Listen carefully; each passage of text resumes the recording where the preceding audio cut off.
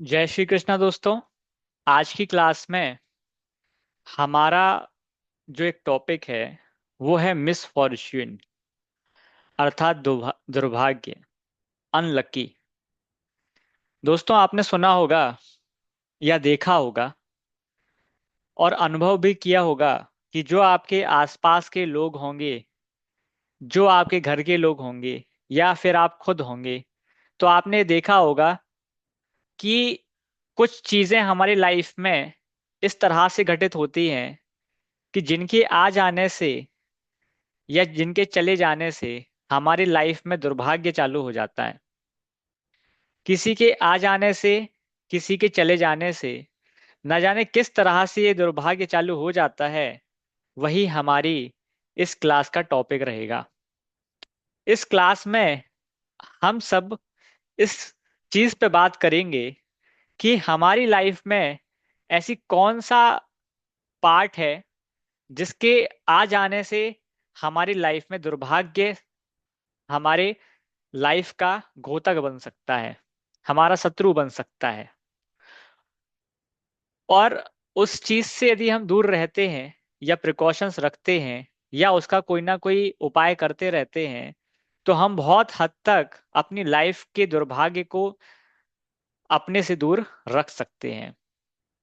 दोस्तों, आप सभी ये देखते होंगे कि मिस फॉर्च्यून जो है वो हर किसी ना किसी की लाइफ में कभी ना कभी किसी ना किसी रूप में आता रहता है। अब ये रूप जो हैं वो अलग अलग हो सकते हैं। जैसे किसी की लाइफ में मैरिज बनकर आता है, किसी की लाइफ में जॉब बनकर आता है, किसी की लाइफ में बच्चों के रूप में आता है, किसी की लाइफ में फादर या मदर बनकर आता है, किसी की लाइफ में उसके पड़ोसी उसको बड़ा कष्ट देते हैं, किसी की लाइफ में जो गाड़ी वगैरह होती हैं, व्हीकल्स होती हैं, वही उसके लिए कष्टदायी हो जाती हैं। किसी की लाइफ में आप कोई कलर को यदि फॉलो कर रहे हैं तो वो कलर भी आपके लिए दुर्भाग्यशाली साबित हो सकता है। इसी तरीके से कई बार हमारी फैमिली भी हमारे लिए दुर्भाग्यशाली होती है। कई बार हम कोई यात्रा करते हैं और उस यात्रा के माध्यम से हमारी लाइफ में चेंजेस आ जाते हैं। आप सभी ने देखा होगा ये चीज कि जो दुर्भाग्य है वो किसी भी तरीके से हमारे लाइफ का दरवाजा खटखटाता रहता है और जिसके आने से हमारी लाइफ में बड़ा भूचाल आ जाता है। और भूचाल के आने से हमारी लाइफ में बहुत ज्यादा परेशानियां हमें उठानी पड़ती हैं। यदि हमारी लाइफ बहुत अच्छी अवस्था में चल रही होगी तो वहां से फिर हमारा डाउनफॉल होना चालू हो जाता है।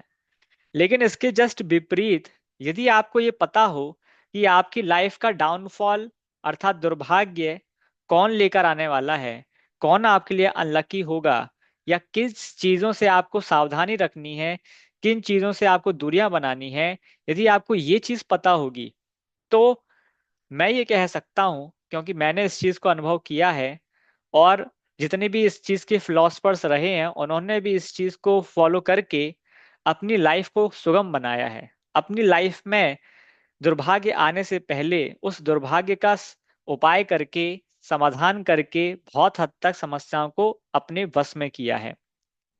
दोस्तों, मिस फॉर्च्यून अर्थात दुर्भाग्य, जब आप इस कॉन्सेप्ट को समझ लेते हैं तो यही आपके लिए गुड लक में कन्वर्ट हो जाता है। देखिए, जब किसी के लिए कोई समस्या होती है तो वही किसी के लिए बिजनेस बनता है। आज हमारी जो समस्या है वही समस्या का समाधान जब कोई लेकर आता है तो वो उसके लिए बिजनेस बन जाता है, वही उसके लिए सोर्स ऑफ इनकम का सोर्स बन जाता है। इसी तरीके से जब हम अपनी लाइफ के बैड पार्ट को, बैड लक को जान लेते हैं तो हम उसको गुड लक में कन्वर्ट करने का रास्ता ढूंढते हैं कि हम इसको किस तरीके से गुड लक में भी कन्वर्ट कर सकते हैं। क्योंकि आप सभी को पता है कि एस्ट्रोलॉजी जो है वो बेसिकली एनर्जी है और एनर्जी वैसे तो खत्म नहीं होती है, बट एनर्जी कन्वर्ट जरूर होती है।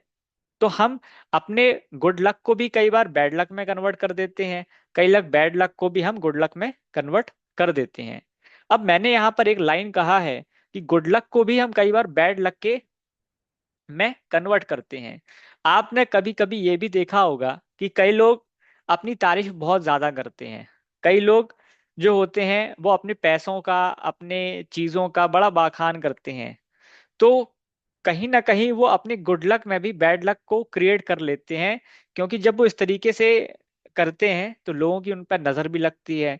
लोग उनका पीठ पीछे उपहास भी उड़ाते हैं। लोग उनके पीठ पीछे शत्रु भी बनते हैं, और फिर उनसे कॉम्पिटिटर बन के उनको हराने की कोशिश भी करते हैं। तो कहीं ना कहीं वो गुड लक जो है वो फिर बैड लक बन जाता है, और फिर बैड लक से दुर्भाग्य चालू हो जाता है। और दुर्भाग्य के आने से बेसिकली आपका डाउनफॉल आना चालू हो जाता है। मैंने अपने अनुभव में, अपने जीवन में और पर्सनली निजी अनुभव में ये देखा है कि कुछ ऐसे भी लोग रहते हैं, जो लोग भले ही खुद की भी समस्याओं का सामना तो कर ही रहे हैं, लेकिन जब वो दूसरों की समस्याओं में इन्वॉल्वमेंट लेते हैं तो कहीं ना कहीं उनकी समस्याओं का समाधान हो जाता है। और कहीं ना कहीं ये भी होता है कि यदि जब वो कोई दूसरी की समस्या में इन्वॉल्वमेंट लेते हैं तो उससे समस्या और भी ज्यादा बढ़ जाती है। जैसे किसी ने कहा है कि मूर्खों से हमेशा सावधान रहना चाहिए, है ना। मूर्खों से हमेशा सावधान रहना चाहिए। क्यों कहा है? क्योंकि मूर्ख जो है उसे सावधान इसलिए रहना चाहिए क्योंकि वो मूर्ख व्यक्ति है और वो गलतियां करता है। जब वो गलतियां करेगा और वो बात नहीं मानेगा, उसको कोई सीख नहीं लगेगी, और इसकी यदि हम संगति कर रहे हैं तो उसके कारण भी हमारी लाइफ में, यदि हमने उसको अपनी लाइफ का कोई पार्ट बना कर रखा है किसी भी तरह से, तो उसके कारण भी हमारी लाइफ में अप डाउन आ सकता है। इसी तरीके से आपने देखा होगा कि हमारी लाइफ में कोई भी यदि इवेंट होता है तो वैसे तो वो इवेंट यदि अच्छा है तो हम उसको अच्छा ही मानकर चलते हैं, और यदि कोई इवेंट बुरा होता है तो हम उसको बुरा मान के चलते हैं।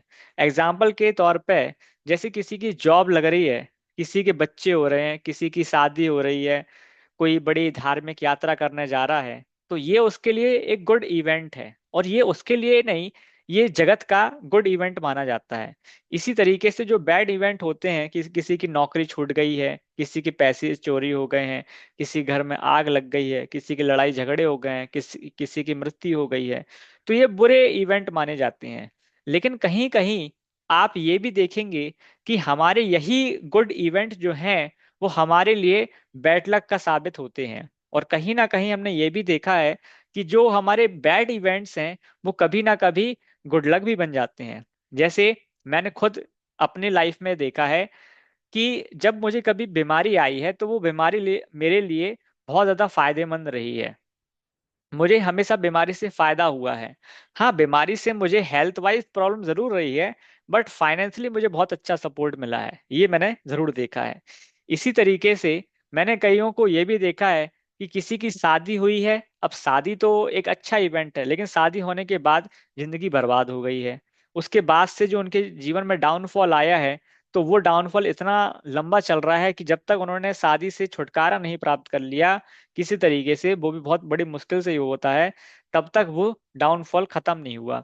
इसी तरीके से मैंने ये भी देखा है कि कई लोगों की बड़ी गवर्नमेंट जॉब या अच्छी लेवल की जॉब तो लग जाती है, लेकिन वहां पर जब वो काम कर रहे होते हैं तो बिल्कुल वो हताश होते हैं, स्ट्रेस में होते हैं, डिप्रेशन में होते हैं, और वही जॉब जो है, जो एक अच्छे लेवल की है, जो दूसरों का सपना होती है, वही जॉब उस व्यक्ति के लिए बड़ी कष्टदायी रही है। मैंने बहुत एग्जाम्पल ऐसे सुने हैं, यूट्यूब वगैरह में भी काफी वीडियोस आते रहते हैं।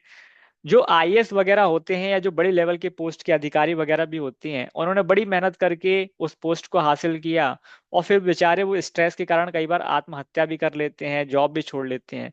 तो आप ये सोचिए कि आपकी लाइफ में जरूरी नहीं है कि आप जो सोचते हैं कि हमारी लाइफ में ये इवेंट होना चाहिए, तो यदि वो इवेंट होता है तो उसका रिजल्ट आपके लिए अच्छा ही होगा। हो सकता है कि वो रिजल्ट आपके लिए खराब हो।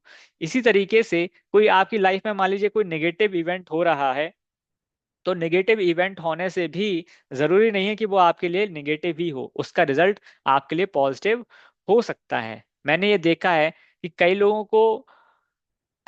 लोग जैसे शेयर मार्केट का काम करते हैं, तो शेयर मार्केट वैसे तो आज के टाइम पर अच्छा माना जाने लगा है, रिस्क से भरा हुआ है, बट कई लोगों की उसने जिंदगी बना दी और कई लोगों की जिंदगी उजाड़ भी दी है। इसके अलावा कई ऐसे भी लोग हैं जो अपनी गाड़ी वगैरह परचेज करते हैं, किसी के घर में गाड़ी आ जाने से उनकी लाइफ में एक बहुत अच्छा लक पार्ट एक्टिव हो जाता है। कई बार मैंने देखा है कि कई लोग किसी के घर में प्रवेश करते हैं या कोई नए घर में जाते हैं या रेंट में जाते हैं, तो वो घर जो है वो उनके लिए बड़ा लकी साबित हो जाता है। और कुछ घर ऐसे होते हैं जिनके जहां पर जाने से अनलकी हो जाता है। तो मेरे पास ऐसे केसेस आते रहते हैं जहां पर वो गए और फिर उस घर में जैसे निवास किया तो उसके बाद से बहुत ज्यादा समस्या उनको आने लगी। इसके अलावा कई लोग लोन ले लेकर बड़े रईस बन जाते हैं और कहीं ले लेकर ऐसी हालत भी हो जाती है कि उनको आत्महत्या करना पड़ता है। तो आप ये देखते हैं कि हमारी लाइफ में ऐसे बहुत सारे पार्ट हैं जो आपके लिए लकी और अनलकी साबित होते रहते हैं। तो इस कोर्स में हम इसी कॉन्सेप्ट पे बात करेंगे कि ऐसी कौन सी चीज है आपकी लाइफ की जो आपके लिए लकी साबित हो सकती है और जो अनलकी भी साबित हो सकती है। और जो अनलकी है वो जरूरी नहीं कि वो लकी नहीं हो सकती, और जो लकी है वो जरूरी नहीं कि वो पूरी तरीके से लकी ही है। तो ऐसे ही जो कॉन्सेप्ट्स हैं ये हम एस्ट्रोलॉजी कॉन्सेप्ट के माध्यम से सीखेंगे। इस कॉन्सेप्ट को सीखने के लिए आपको वैदिक एस्ट्रोलॉजी का फंडामेंटल थोड़ा स्ट्रांग होना चाहिए। जितना अच्छा आपका फंडामेंटल होगा उतना अच्छा आप इस कॉन्सेप्ट को आसानी से समझ पाएंगे। इसमें कुछ एडवांस चार्ट वगैरह करेंगे हम, जिसकी मदद से आपको ये जो सारे कॉन्सेप्ट हैं कि इसको किस तरीके से देखना है वो आप आसानी से जान पाएंगे। इस कॉन्सेप्ट में वैसे तो बहुत सारी भ्रांतियां हैं, और फिलोसफर्स ने भी माना है और पाराशरी ऋषि ने भी माना है कि यहाँ पर उन्होंने ये बताया था कि मदर और फादर जो होते हैं वो किसी के लिए कभी भी अरिष्टकारी नहीं हो सकते हैं। मदर एंड फादर किसी के लिए भी कभी भी अरिष्टकारी नहीं हो सकते हैं, ऐसा शास्त्रों ने कहा है इस कॉन्सेप्ट को लेकर। लेकिन ये जब मैं अपने अनुभव में देखता हूँ और अभी जो करंट माहौल चल रहा है, हमारा जो कलयुग का समय चल रहा है, यहाँ पर मैं देखता हूँ तो यहाँ पर कई बार मैंने ये देखा है कि वहां पर अब माता पिता भी आपके लिए अनलकी साबित हो सकते हैं। आपका परिवार भी आपके लिए अनलकी साबित हो सकता है। हाँ, मैंने जो कहा है वो सच कहा है और पूरे होश आवासों में कहा है। पहले के टाइम पर जो हमारे युग चलते थे, सतयुग था, द्वापर युग था, यहाँ पर फिर भी हमारे माता पिता बहुत अच्छे थे।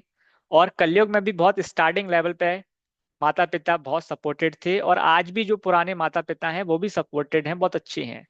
बट बहुत सारे ऐसे भी केसेस हमारे पास आते हैं कि बच्चों की शादी की बात हो, जॉब की बात हो, या किसी भी दूसरे पार्ट की बात हो, वहां पर उन बच्चों के लिए उनके माता पिता ही अनलकी साबित हुए हैं। या फिर माता पिता के लिए बच्चे भी अनलकी साबित होते हैं। ये तो बहुत कॉमन सा है कि आपने देखा होगा कि बच्चों ने अपने माता पिता को वृद्धाश्रम छोड़ दिया। तो आप ऐसे कॉन्सेप्ट, ऐसी बातों की जो जानकारी है, ये जो हिडन सीक्रेट्स हैं जो आपको एस्ट्रोलॉजी से पता चलते तो हैं, बट इनकी और अच्छे तरीके से जानकारी आप इस कोर्स के माध्यम से जान सकते हैं, जो हम नेक्स्ट वीक से स्टार्ट करने जा रहे हैं।